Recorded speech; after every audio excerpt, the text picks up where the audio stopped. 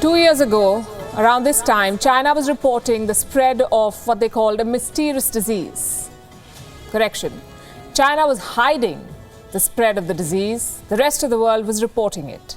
The world was also cancelling flights from China. Beijing was slamming these decisions, and the WHO was supporting China all the way. January 2020. Eventually, the virus from China spread to the whole world. Now it is back in a new avatar and infecting people everywhere, including in China. In very small numbers in China, 100-odd cases a day, nothing compared to what the rest of us are suffering. But China is imposing strict lockdowns. Millions of people are being locked up in their homes and tested. Why this desperation? China wants zero COVID because it wants to hold the Winter Olympics in 3 weeks from now, the games which are better known as the Genocide Games. Many countries have announced a diplomatic boycott because of China's persecution of Uyghurs. What can make it look worse for Beijing? Its homemade virus reigning on its games. On Gravitas tonight, as we bring you a roundup from the rest of the world, we'll focus on how China is faring. Also on the show, Pakistan was hit by a tragedy this weekend. Tourists froze to death in the resort town of Murree. Now the hashtag boycott Murree is trending. We'll tell you why. This is a busy week for Chinese diplomats. Foreign ministers of 6 West Asian countries are visiting them. We'll tell you what they're up to. In the US, a medical breakthrough. A pig's heart has been transplanted in a human body. Successful so far. And in India, 2 Supreme Court judges have recused themselves from a case saying they don't want to be targets of invective. What does it mean for the justice system if judges shy away from controversial cases? We'll discuss that. We begin as always with Gravitas Global Headlines. Kazakhstan's Interior Ministry has said security forces in the country have detained 9,900 people regarding last week's unrest. The president has said that the Russia-led Collective Security Treaty Organization military bloc will start withdrawing its troops from Kazakhstan in 2 days. South Korea's military has said North Korea fired a suspected ballistic missile into the sea less than a week after Pyongyang reported testing a hypersonic missile. Nicaraguan President Daniel Ortega was sworn into office for his 4th consecutive term. The United States and the European Union have imposed sanctions on several figures in his government following elections that Washington called a sham. Following a meeting with European diplomats, Ukrainian President Volodymyr Zelensky has called for a new summit with France, Germany, and Russia. The Ukraine crisis is at the center of talks between the West and Russia this week. According to a leaked email, UK Prime Minister Boris Johnson's staff were invited to a bring-your-own-booze party in the garden of his Downing Street residence during the first nationwide COVID-19 lockdown in 2020. Mali's military ruler Assimi Goïta has said the country is open to dialogue after the 15-member West African Economic Bloc (ECOWAS) imposed additional sanctions on the country over delayed elections, calling the move illegitimate, illegal, and inhumane. Taiwan's Air Force has suspended combat training for its F-16 fleet after a recently upgraded model of the fighter jet crashed into the sea. This is the latest in a series of accidents. According to a new study by researchers from the Children's Hospital of Philadelphia, the consequences of climate change will cause kidney stones to become more frequent.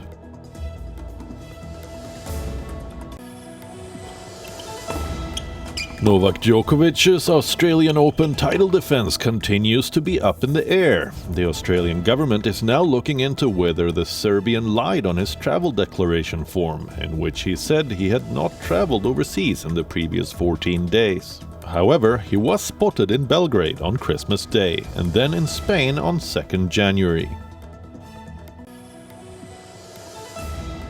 Indian business giants the Tata Group have replaced Chinese mobile manufacturer Vivo as the Indian Premier League's title sponsor. The IPL Governing Council has confirmed that the deal is valid for the next 2 seasons.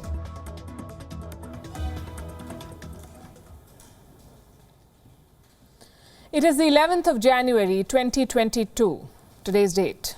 Exactly on this day, 2 years ago, China reported its first death due to the Wuhan virus.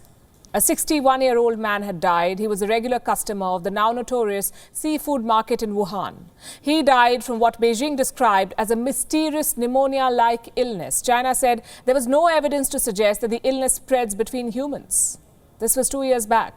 Today, this mysterious illness, which wasn't supposed to spread between humans, has infected the entire world. We have 310 million cases and counting in 2 years. 310 million. 5.4 million deaths and counting. And more variants than one can remember. The latest one is Omicron. It is spreading like fire. The virus has not spared its home country, China. Yet another city has been put under lockdown, the city of Anyang in the Henan province. 5.5 million people in the city have been put under lockdown. Another 13 million people are locked down in Xi'an in the Shaanxi province. And 1.1 million people in the city of Yuzhou, again in the Henan province. How many cases does China have? 110 new cases on Tuesday. And that's nothing compared to the hundreds of thousands of people who are testing positive daily in other parts of the world. But for a few dozen cases, China has put almost 20 million people under lockdown. They can step out only for medical reasons. Non-essential vehicles are banned from the streets. Stores have been shut. China is conducting mass testing and it's mandatory. China insists on having zero COVID cases. Experts say it's not possible. China continues to impose punishing restrictions, but Omicron continues to spread. Cities are reporting cases.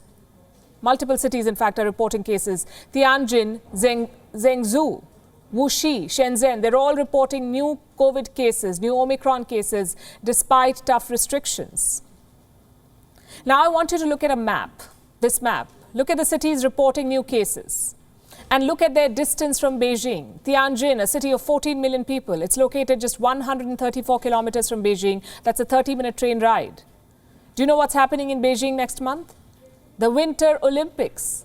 The virus is at Beijing's doorstep. Just 3 weeks ahead of the Winter Olympics. The games begin on the 4th of February. Most of the venues are located between Tianjin and Beijing, and that explains China's overreaction. It tells you why China is so worked up about a few hundred cases. These tough lockdowns are not so much about saving the people, they're about saving the games and saving face. Imagine headlines that say, China Olympics cancelled because of Made in China virus. Won't look good. So Beijing is pushing headlines like these. WHO says Beijing Olympics anti-COVID plan looks strong. Of course, the WHO says this. I'll tell you what they said last month. Their director, Dr. Tedros, told world leaders to cancel upcoming holiday events to stop the spread of Omicron. I'll give you the exact quote. Dr. Tedros said, difficult decisions must be made in order to protect ourselves. An event cancelled is better than a life cancelled. Very powerful words. Clearly, they do not apply to China. An event cancelled is better than a life cancelled, as long as that event is not the Winter Olympic Games, in which case it should not be cancelled because China's anti-COVID plan is quote-unquote looking strong. Frankly, we're not surprised. The WHO's double standards and China bias is old news. I'll tell you what's new. India's Omicron tally. The numbers have dropped. India recorded over 168,000 cases in the last 24 hours. Remember, the cases had been rising for 13 straight days. But Monday saw a drop. I would like to say this is a good sign, but I must add that testing too has dropped. Fewer tests is equal to fewer cases.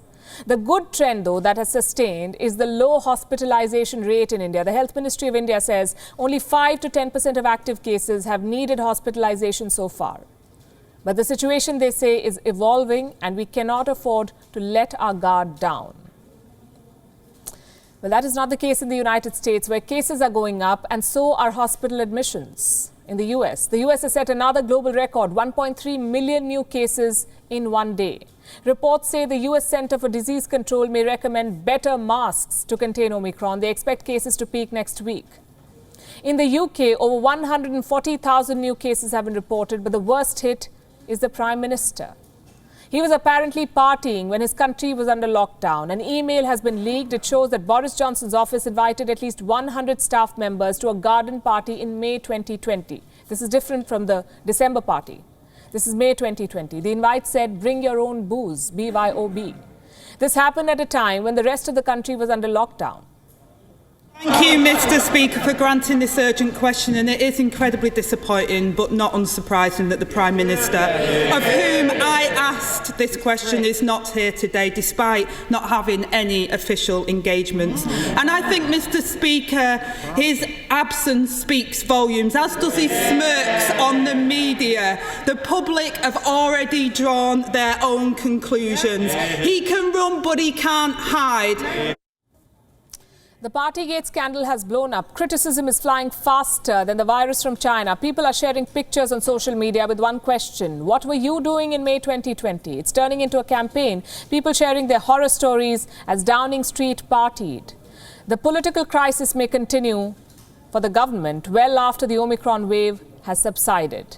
In France, too, cases are rising. More than 140,000 new infections have been reported. The government has introduced a mandatory health pass. If you want to enter a restaurant, if you want to use public transport, you must provide proof of vaccination or a negative COVID test.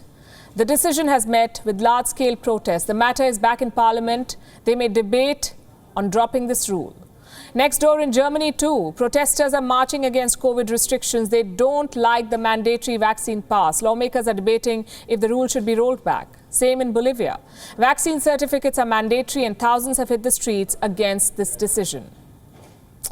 It doesn't look good for Europe. The WHO says Omicron could infect 50% of the European population in the next 2 months. It says a west to east tidal wave could soon emerge and cripple health systems across Europe. For Big Pharma, it's another opportunity. Pfizer says it is set to introduce a new vaccine to specifically target the Omicron variant. The company says it will be ready by March, this new vaccine. The question is, can vaccines play catch up with new variants, and for how long? In Mexico, the president has tested positive for the second time. President Andrés Manuel López Obrador, better known as AMLO, 68 years old, double vaccinated. He also took a booster shot 1 month back, and he has tested positive again. Well, this is what feeds anti-vax hysteria. But it must be highlighted to show that the virus poses a risk to all of us and that science is still catching up. It's a test for all of us. Keep the mask on and stay safe. This pandemic is challenging. It is also strange. There are people dying like never before. There are also people buying like never before. The Wuhan virus has shown us that our life is short, so people around the world have decided to live in the moment. They've decided to not wait for years before living their dreams or driving their dream cars. You must have heard of Rolls-Royce or seen this coveted badge. It doesn't come cheap. A Rolls-Royce costs more than $330,000. In other words, the cheapest model costs more than 6 crore rupees. It's no wonder we rarely see these cars on the road. Who has that kind of money or wants to spend it on a car? In 2021, many did. Rolls-Royce saw a record sale. 5,586 vehicles were sold in a year. The car maker has not seen such numbers in 117 years. What happened there? The pandemic. And the urge to live life king size while it lasts. Bentley, too, saw a similar rise in sale. It sold more than 14,500 luxury cars in 2021, most of them priced at more than 4 crore rupees. Lamborghini saw an 11% rise in sales. It sold nearly 2,500 cars. The price tag, a minimum of 3.5 crores. Clearly, savings were being splurged. Dream cars are being bought and life is being lived full size. But in the same world, full-size French fries have become a luxury. Even money is not being able to buy people fries or fried chicken or new undergarments.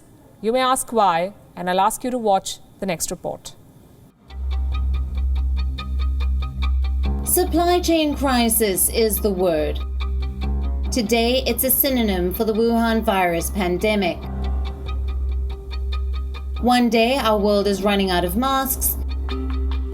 The next day, we are short on vegetables or truck drivers. or fuel. But truck drivers and fuel, a layman can live without in times of crisis. Underwear he must wear. Clean washed undergarments, they are basic necessity. But Norway's military is asking its recruits to wear used underwear.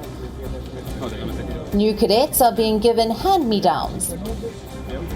In other words, underwear that was previously worn by other cadets. Norway insists it is recycling. But there's no newly found love for Mother Earth here.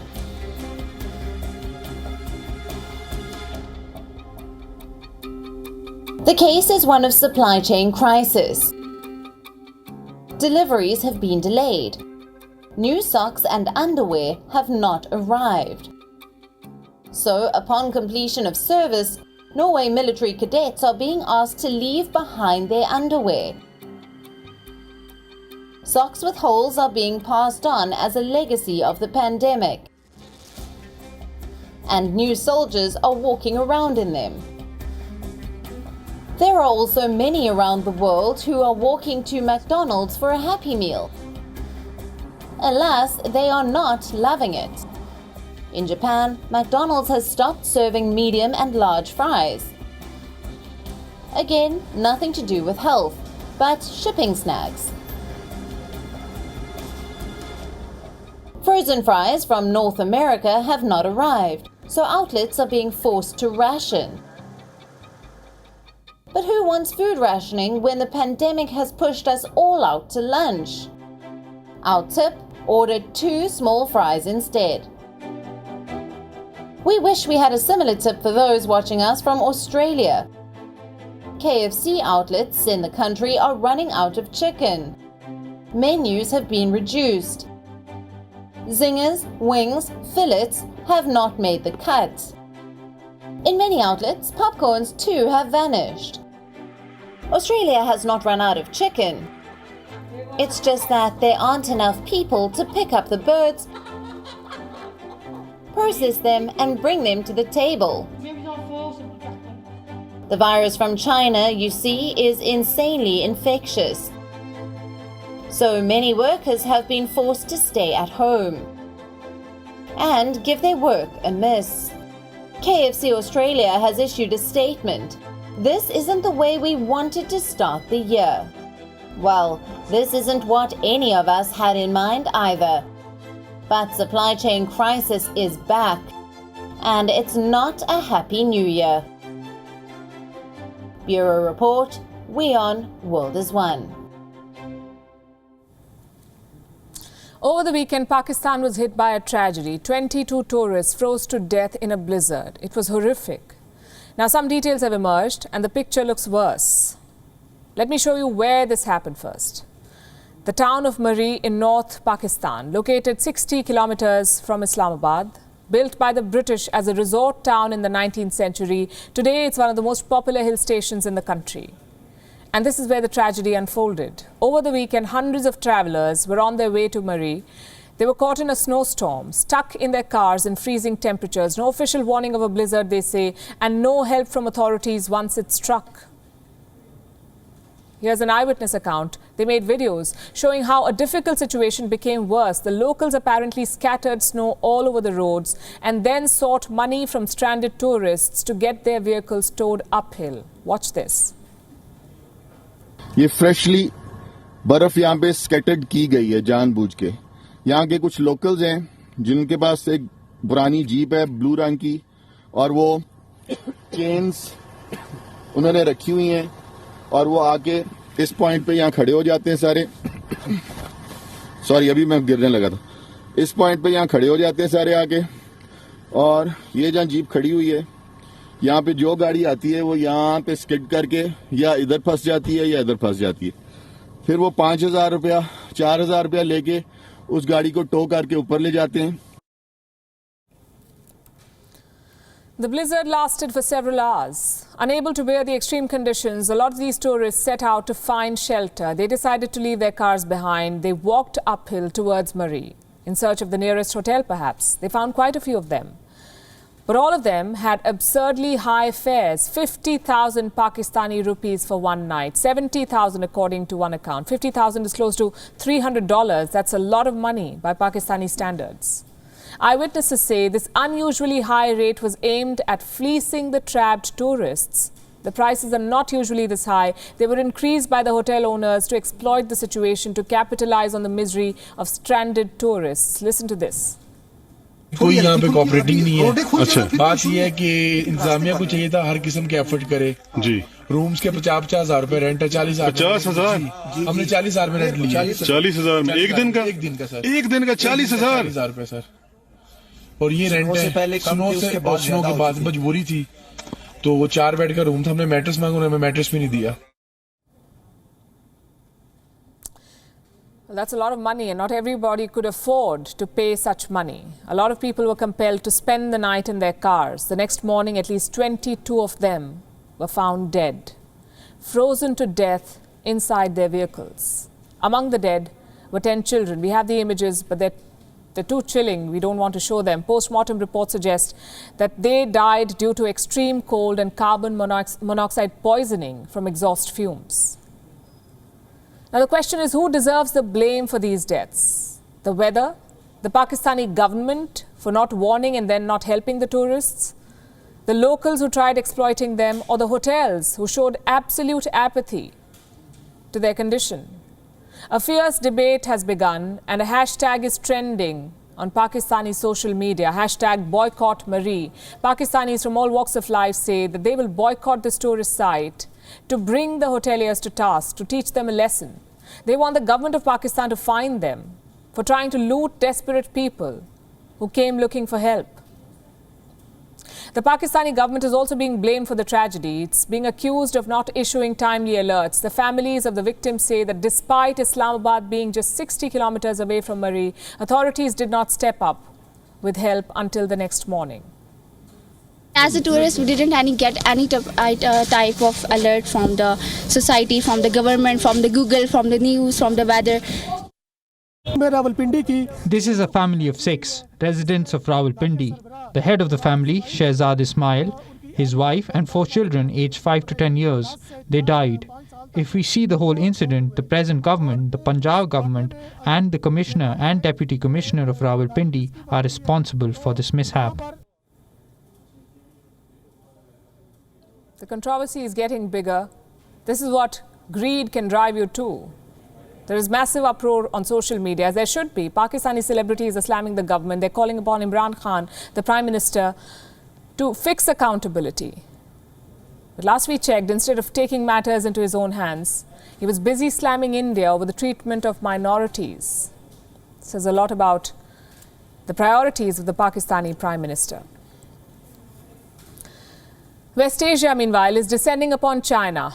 I know it sounds dramatic, so I'll explain. Beijing is hosting 6 West Asian foreign ministers this week, 4 from the Gulf Cooperation Council, or the GCC, and then we have Iran and Turkey. So 5 days, 6 ministers. It's going to be a hectic week of diplomacy. First to arrive was the Gulf delegation. They reached on Monday. The foreign ministers of Saudi Arabia, Kuwait, Bahrain and Oman. We wanted to show you their pictures, but we couldn't find any. With all the hype around this summit, I'm sure China could have hired a photographer. Well, jokes aside, this is a big diplomatic coup for them. Why is that? Because the Gulf has always been America's playing field. Trade, security, strategy, everything has been dictated by the Americans. So what does China want from them? First, what everyone wants from the Gulf, which is oil. China has invested millions in the oil wells of Central Asia, but what happened in Kazakhstan has spooked them. What if instability dries up the oil? So Beijing wants to keep the Gulf tap running. And 2, they want strategic influence. The Arabian Peninsula is a key part of the Belt and Road Initiative. China needs the Gulf nations to implement its grand project. If that happens, they could replace the US in West Asia. And that is the ultimate goal. But why is the Gulf playing along? For starters, who else is buying oil these days? The world is moving rapidly towards renewable energy. America does not import oil anymore. They sell it, in fact. So who's left among the big players? China, they buy 1/6 of all oil produced by the GCC. 1/6. Plus, there's trade and investment. China is the GCC's biggest trading partner. In the year 2000, China-GCC trade was abysmal, around $10 billion. That's all, $10 billion. By 2016, it rose to $115 billion. China is also building some big-ticket projects in the Gulf, like the Dukm Special Economic Zone in Oman, the Jazan Petrochemical Plant in Saudi Arabia, the Khalifa Industrial Zone in Abu Dhabi. These are multi-billion-dollar projects. The Gulf nations realize that China is offering something that America does not want to: money and involvement. And that second bit, involvement, is becoming crucial. You see, the GCC nations are rivals of Iran. And guess who has excellent ties with Iran? China. China and Iran have signed a 25-year cooperation agreement. So the Gulf is hoping that China will exercise some of that clout to sign a nuclear deal, to end Iran's proxy wars, to bring peace, or a compromise at least. And this is a big shift for the Gulf nations. They have always seen America as the godfather and China as the bank. But that perception is slowly changing. The Gulf nations see the Americans pivoting to the Pacific. So they are looking elsewhere too. Having said that, replacing the US is not going to be easy. Why is that? Because the US had a 70-year head start. Take weapons trade, for instance. The US makes up 73% of Saudi arms imports. China is not even in the picture. Britain is second with 13%. So going from banker to godfather will not be easy, and China realizes this. If you want to know what Beijing is thinking, just read their state media. Well, that's what we did. The Global Times is calling this visit unprecedented. They say it could lead to a free trade agreement. So once again, China is putting economic clout first. They believe that political influence will follow. As for the Gulf nations, you can see why they like this deal. A buyer for their oil, an investor to diversify their economy, and no lectures on human rights. Well, what more could you ask for? China is trying to do what the US never could: build a partnership with all West Asian nations. Just look at their schedule this week. The Gulf foreign ministers have already arrived. The Turkish foreign minister will reach on Wednesday. The Iranian foreign minister on Friday. That is the allure of Chinese money. They've got everyone on board. And this should be a wake-up call for the Americans. They've taken West Asia for granted. They've tried to arm twist Gulf countries into keeping China away. But for that, they must offer alternatives. China has nothing to lose in this fight. Historically, the Gulf was never their forte. But for the US, it's all or nothing. And Gulf nations are not the only ones who are picking between America and China. South Korea faces the same question. Do they shun China, or do they try a delicate balancing act? On social media, the verdict is clear: crush communism. That's the new hashtag in South Korea, crush communism. It was first posted by a retail mogul. But since then, South Korea's conservative politicians have embraced it, including this man, Yoon Suk-yeol. He's a candidate for the presidential election later this year. Now, this hashtag talks about crushing communism, but the target is not the ideology. The target clearly is China. I'll give you a short history lesson. Crushing communism was a catchphrase of the Cold War. South Korea was backed by the US and North Korea was backed by the Soviet Union back in the day. So needless to say, communism was not popular in the South. Cut to 1991, the Soviet Union disappeared, and along with it, the catchphrase. So why has it made a comeback?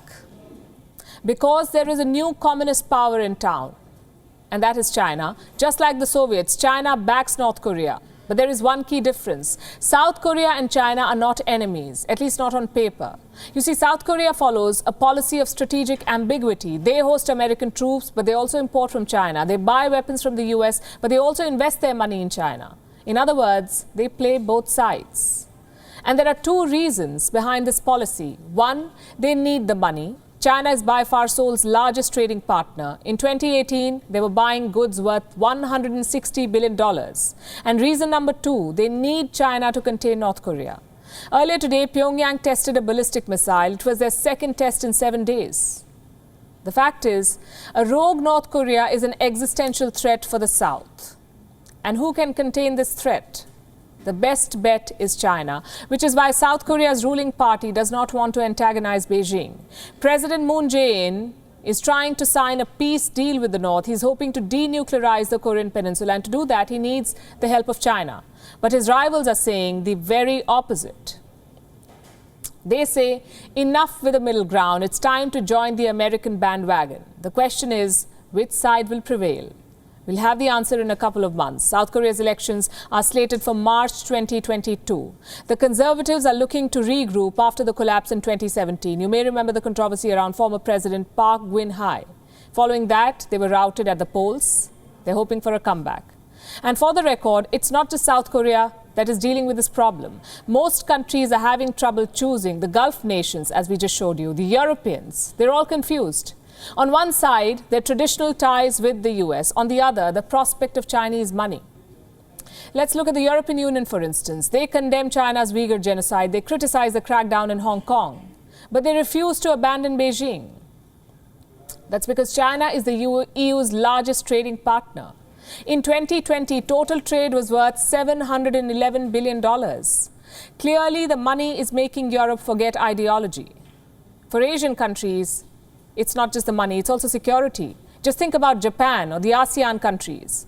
They condemn China's piracy in the South China Sea, but they still buy Chinese goods. They stop short of joining the opposing camp. Because if they do, China will respond, maybe send warships to their waters or violate their airspace. This fear is keeping most countries on the fence. What we call strategic ambiguity is in fact fear of Chinese retaliation. Europe fears losing the Chinese market. South Korea and Japan fear losing their sovereignty. During the Cold War, there was a clear ideological rivalry: socialism versus capitalism, autocracy versus democracy. Today, those lines are blurred. Do we really believe that China is a communist country? Today's China. Is it a communist country? I mean, look at the numbers. Mainland China has 53 lakh millionaires. Economic inequality is worse than Europe. So this is not about communism anymore. It's about democracy. On one side is the Alliance of Free Democracies. On the other, we have China. And I know this is a politically tough call. We're talking about billions of dollars in trade, huge investments. So abandoning China may sound hard. But let me simplify it for you. I'll borrow one of Desmond Tutu's famous quotes. This is what he said. If you're neutral in situations of injustice, you have chosen the side of the oppressor. Don't hate communism. Hate the power-hungry men who weaponize communism. And we'll turn to the United States, where doctors have successfully transplanted a pig's heart into a human body. I'll repeat that. A pig's heart has been inserted inside the body of a human patient. The surgery was performed on a 57-year-old man in Maryland.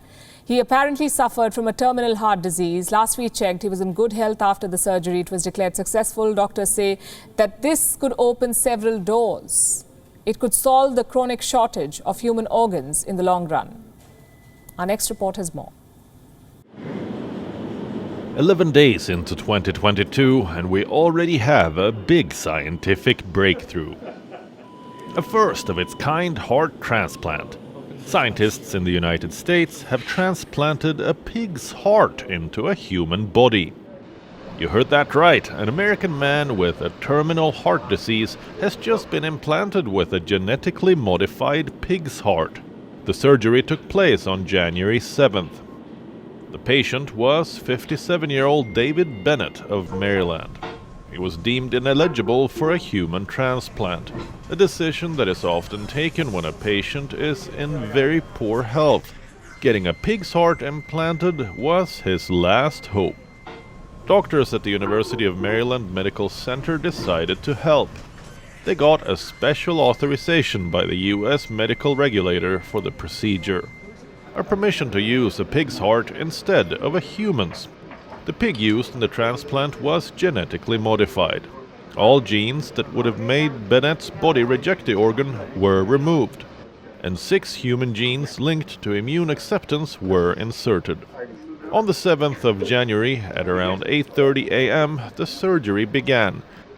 It concluded at around afternoon, with the animal heart functioning the same, way inside Bennett's body as his own did. We started the surgery on our patient around 8:30. He had had previous heart surgery, so it took a while to prepare the operative site such that we could remove his heart and replace it with that of the animals.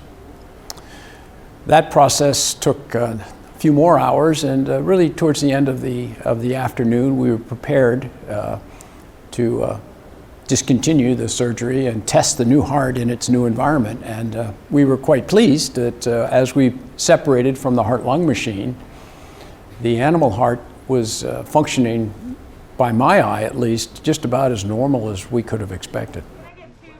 The doctors say that pigs have long been a source of potential transplants because their organs are similar to humans. A pig's heart at the time of slaughter is about the same size as an adult human heart. The doctors say this surgery could open doors for other organs from pigs being used in transplantation. Organs like kidneys, livers, and lungs. It is a game changer because, now we will have these organs readily available. If this works, and I hope it will work, we'll have these organs available. We can, we have the technique of genetically modifying. So if there are more tweaking required for modifying the genes, we will be able to do that, and can customize basically the heart or the organ for the patient. Around 11,000 Americans are currently waiting for an organ transplant. More than 6,000 patients lose their lives each year waiting for an organ. Doctors using animal organs instead could change things. It could solve the chronic shortage of human organs. But if the last 2 years are anything to go by, messing with nature hasn't always been beneficial. We hope the doctors behind this surgery are aware. Bureau Report, WION, World is One. There are two kinds of work in this world. One is your profession, what you do for a livelihood or money. The other is duty or calling. It is not done for livelihood or money. It is a moral and legal obligation. I would say being a judge is a duty. Of course you get paid, but the job is much bigger than the money. It's about protecting the rule of law. It's about guaranteeing justice, which is why the next bit of news may come as a shock. Two Supreme Court judges have recused themselves from a major case, Justice D.Y. Chandrachud and Justice A.S. Bopanna. The case is the Krishna River dispute between 4 Indian states, Karnataka, Maharashtra, Andhra Pradesh and Telangana, 4 states. I'll give you some context. River disputes are a lightning rod in India. It's not about just fairness. It's about emotions and state identity. There have been riots over river water disputes in this country. So solving them is in the national interest. Then why are judges recusing themselves? Because they hail from these states. Justice Chandrachud is from Maharashtra. Justice Bopanna is from Karnataka. Here's what they have said, and I'm quoting. We don't want ourselves to be target of invectives. Day in and day out, we have been hearing cases arising out of our home states, but it is better the matter is placed before some other bench. That's what the judges say. They don't want to be the targets of invective. They're wary of backlash. What if they don't side with their home state? Will there be hate campaigns? Will they be abused on social media? The judges have recused themselves. Technically, they're entitled to do that. There are no formal rules on recusal. And so what they've done is legally sound, absolutely. But what made them do it? This recusal, I must tell you, was unsolicited. Nobody asked the judges to step aside. In fact, the lawyers from both the states asked them to stay on. But the judges had made up their mind. The Chief Justice will now take a call on who will hear the case. And this, we say, is a problematic precedent. If the top judges of India's apex court have to step aside because a verdict may lead to backlash, we have a problem. Judges, you see, take an oath before entering office. That oath talks about rendering justice without fear or favor. But does the environment support this? Judges are often abused on social media. Their families are needlessly dragged into controversies. All of this pressure and hate can be difficult to handle. Accusations of bias, allegations of favor. Judges face all of this on a daily basis. Same with backlash. Court verdicts are not about appeasement. They're about legal principles. But some people refuse to accept that. If courts rule against them, they accuse the judges of taking sides. This is the reality of Indian judiciary. This is the cost of fearless verdicts. Judges cannot run away from that reality. They must embrace it. I know it's easier said than done. If a judge is accused in a case, a recusal makes sense. If a judge is party to a case, a recusal makes sense. But identity should not discourage them from hearing cases. Every judge has their own personal identity, their religion, their family, their private beliefs. If every verdict is seen through this lens, we'll never have decisions. Just the fear of invective. India must avoid this slippery slope. We are a country of immense diversity, dozens of languages, dozens of cultures. So chances are there will be conflicts of interest. Our judges may be ready to overcome those conflicts, but is our society ready? Is it letting them do it? Or will court verdicts be colored by a judge's personal identity? Now imagine if every civil servant began recusing themselves, the government would collapse. So it's important for judges and administrators to function without fear or favor. And it's our job as citizens to let them. And I'll come to another question. Do you find it frustrating when you can't remember something, say a name? Imagine if you're trying very hard to recall the name of a place you visited just last week. Your audience is looking at you. They're hoping the name will eventually come to you. You're under immense pressure. You're trying very hard to recall the name, but you fail. Situations like these can be frustrating. And if the setup is formal and the audience large, then such situations can be embarrassing. In medical terms, the inability to remember is called dementia. If you can't remember something on a one-off day, it's not dementia, of course. It may be because you're not well rested or because you're preoccupied or stressed. But if you're forgetting things and names on a daily basis, if you're losing track of time, if you're losing your way in familiar places, that these signs can be worrying and they can be pointing towards dementia. In India, more than 38 lakh or 3.8 million people suffer from dementia. It is not a disease per se, it's more of a condition. It hampers a person's ability to remember, to think, to make decisions. A person may forget the road to his home, not recognize his friends and family, may forget old memories, lose track of time. In short, dementia makes life difficult. And so it becomes a cause of concern when reports predict a difficult future. I'm looking at one such report. This one is by Lancet. And this is what it says. Cases of dementia will go up by 197% in India by 2050, 197%. In other words, in 30 years from now, more than 11 million Indians will be living with dementia. The number is not in contrast with the global trend. The same Lancet report also says that 57.4 million people around the world currently have dementia. By 2040, that number will be 116 million.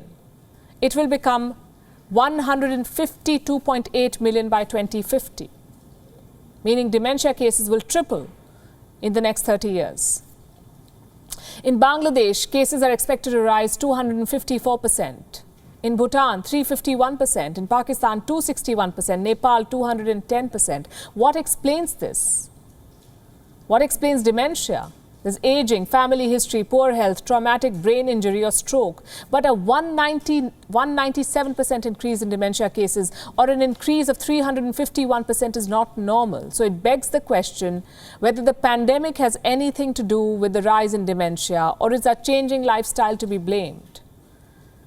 Well, experts say it's a bit of both. According to the World Health Organization, social isolation increases the risk of dementia. You know what else does? Air pollution. And cognitive inactivity, meaning mindless scrolling on your phone. That. Even depression adds to dementia.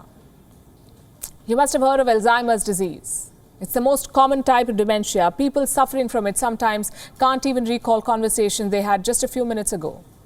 Some have difficulty talking or even walking. Dementia not just cripples its patients, but also their caregivers. Imagine having your parent not recognize you or having to remind him or her every single day who you are, or why he or she must not leave the room unaccompanied, or why he or she must take their medicine on time. In 2019, family members and friends spent 5 hours every day caring for people living with dementia. While it took a toll on their physical and emotional well-being, Dementia also went on to hit the global economy. The world was set back by $1.3 trillion as of 2019, courtesy dementia, $1.3 trillion.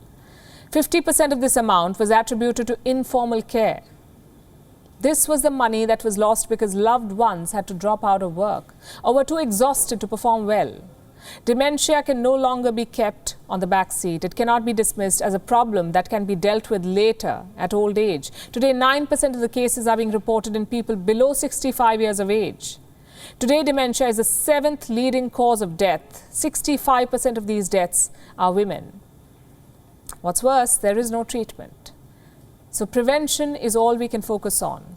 How do we do that? How do we prevent it? Well, it's not difficult, we are told. For starters, you need to stop smoking. Watch your weight. Get moving, get some exercise, control your alcohol intake, control your blood sugar levels. All of this will help you reduce your chances of developing dementia and save your family from living an ordeal. So look out for the symptoms. Talk about it, and most importantly, work towards avoiding it. Stay safe. We're wrapping the show, leaving you with Gravitas images. Thanks for watching.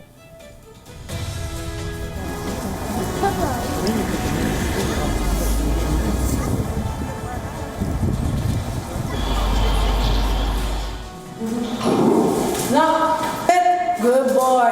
Good boy.